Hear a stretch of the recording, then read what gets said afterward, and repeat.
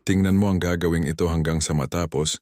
Ito kumuha siya ng ilang mga tape na iba-ibang kulay at pinutol-putol ayon sa ginawa niyang sukat nito at magugulat ka sa kung ano ang mangyayaring dito. Na tila isang monster ang gagawin na hindi mo malaman. Kaya panoorin mo lang hanggang matapos.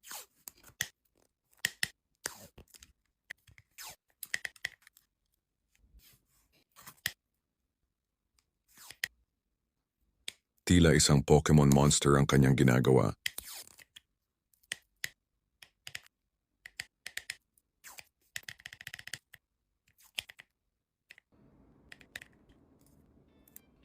Hindi ba parang bang isang ibon? O tila ba isang dragon ang kanyang pinapakita? At mukhang natapos na at ang kanyang pinakita ay isang mini Groudon Bonday. At ang husay niya, di ba?